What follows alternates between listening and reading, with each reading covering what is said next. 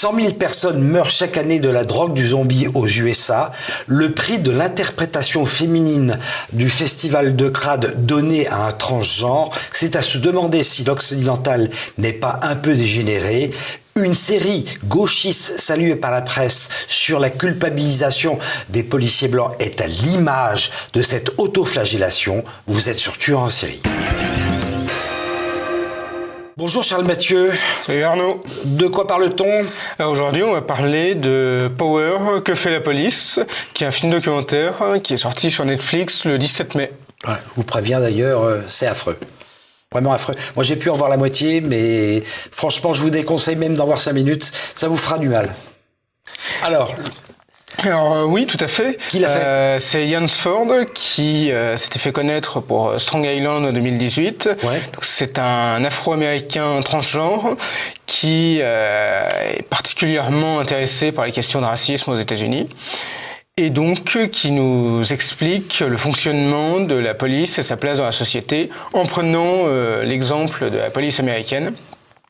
Donc de prime abord, ça semblait plutôt une bonne initiative, sauf que ça glisse très vite vers le discours militant antiraciste. Et on comprend que le vrai problème aux États-Unis, ce n'est pas la police, mais les Blancs. Alors, on va voir en détail la mauvaise foi du film.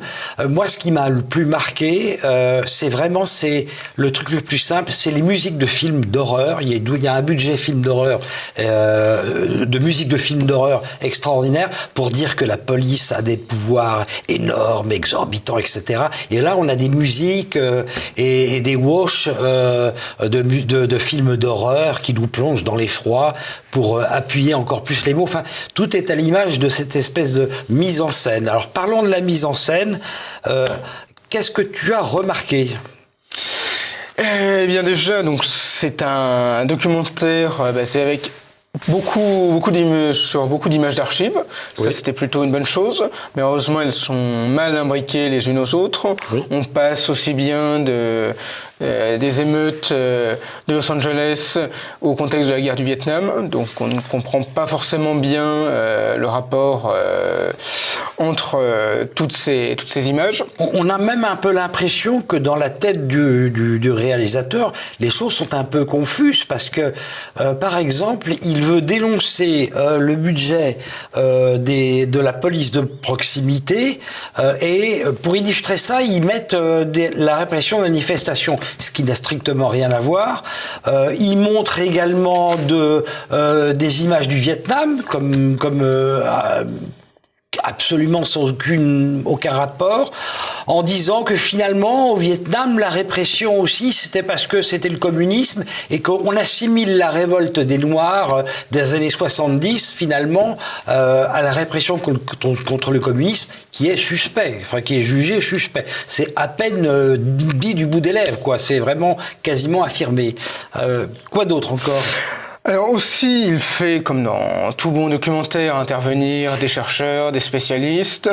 Le problème, c'est que les personnes qu'il convoque sont quand même toutes assez partiales. Il y a notamment Wesley Lovery, qui est un journaliste de CBS, qui voue une véritable passion aux privilèges blancs. Il y a aussi Keeanga Yamata Taylor, qui se dépeint elle-même comme étant une militante antiraciste, féministe et anticapitaliste, mais qui a quand même une chaire de professeur au département d'études afro-américains de l'université de Princeton, donc c'est quand même pas rien.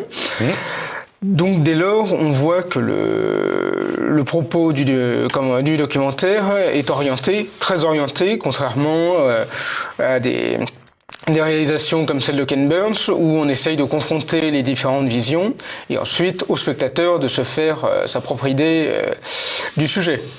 Moi, j'ai trouvé qu'il y avait une analyse très marxiste de la police.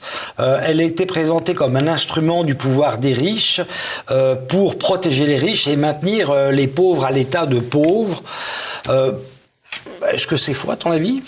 Alors, Ça, c'était la partie, je dirais presque la plus intéressante du documentaire. Non pas qu'il n'y ait pas des questions de racisme au sein de la police américaine, mais de là à en faire tout un documentaire, c'était certainement un peu beaucoup. Donc oui, les questions marxistes ou même de surveillance des masses méritait d'être posé, et ça c'était plutôt le bon aspect de ce documentaire, la preuve que tout n'est pas acheté. Mais là encore, c'était très mélangé et donc très confus. J'ai un peu l'impression que ce film est un film à charge contre la police, mais qu'on n'évoque jamais la violence primaire, celle qui provoque cette répression peut-être un peu violente, qui est celle des délinquants.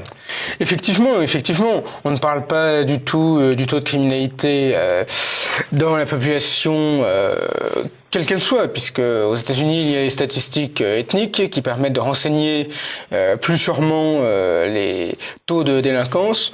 On ne parle pas non plus des divers trafics d'armes. De drogue, le fentanyl, 100 000 morts par an. Effectivement, donc tout ça n'est pas évoqué. Yansford défend la population afro-américaine en pointant le manque de moyens, le manque d'accès aux soins divers et variés, au taux de chômage, mais sans jamais poser les vrais problèmes. Dès lors, on a l'impression que c'est une police qui est plus une armée d'occupation, qui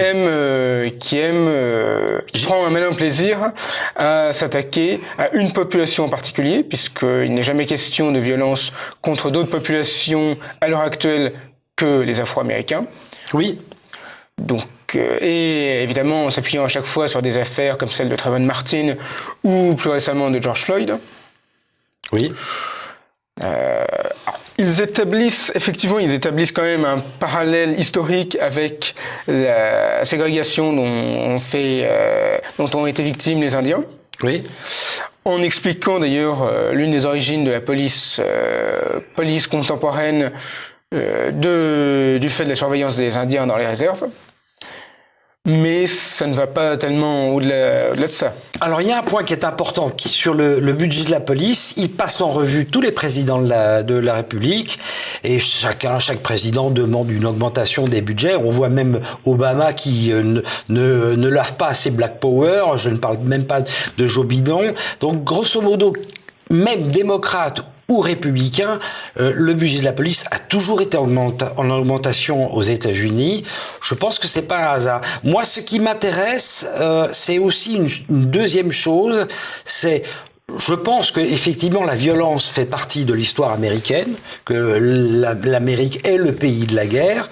Je pense aussi qu'on a un peu le droit à l'oubli. Il y a eu une période de ségrégation importante aux États-Unis. Les Noirs et les Blancs n'allaient pas dans les mêmes bus.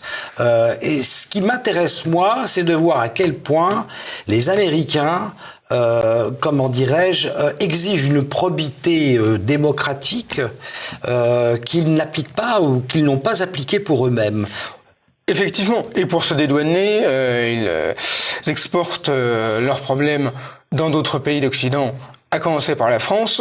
On se souvient tous de l'invitation d'Assa Traoré, la sœur d'Adama Traoré, à poser dans le magazine, je crois que c'était Forbes, pour établir un lien de questions de violence raciale dans les polices américaines et françaises, pour établir un pont et donc permettre aux Américains de se dédouaner de toutes ces questions. C'est donc la question sans fin. As-tu appris quelque chose de ce film, finalement ? Pas tellement. Moi, une chose. Laquelle ? J'ai appris... j'étais quand même assez surpris de voir que la police existe depuis très très peu de temps aux États-Unis. Oui. J'étais très étonné de ça. On a toujours eu une police, des gens d'armes chez nous. Là, j'étais vraiment étonné. La police, c'est vraiment une construction très très récente. Bon, sur le code noir, sur tout ça, évidemment, je le savais, mais j'ai pas appris grand-chose, à part que finalement, l'homme blanc est vraiment très très très coupable et doit se fouetter jusqu'à la mort, c'est ça ? Oui, ça c'est... Mais ça, il n'y avait pas besoin de voir le documentaire pour s'en douter. Ah, d'accord. Alors, bon, on va en venir à la note. Bien entendu, la presse a aimé, je suppose. Eh bien, étonnamment, je n'ai pas trouvé beaucoup beaucoup de critiques. Il faut dire que ce documentaire est quand même assez récent, ça fait une dizaine de jours qu'il est sorti. Il faut dire aussi que le catalogue Netflix est quand même assez large, et peut-être éventuellement que ces questions de wokisme finissent par lasser un petit peu en tout cas, pas les gens de France Info, parce que j'ai entendu la critique de France Info sur la série, sur le film. Ce qui m'a amené à voir le film, c'était là, ils saluaient le travail vu d'un autre angle.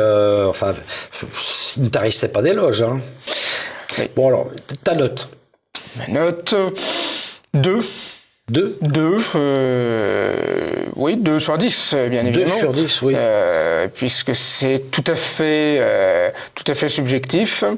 Et donc, c'est un véritable plaidoyer militant. Alors, quant à moi, je mets moins 2 sur 10. Vous pouvez mettre moins 20. Je mettrai moins 20 aussi. En tout cas, vous l'aurez compris, il ne faut absolument pas voir le film Power, sinon vous allez avoir des boutons et vous rendre malade. À 15 jours, je serai avec Jovanovic.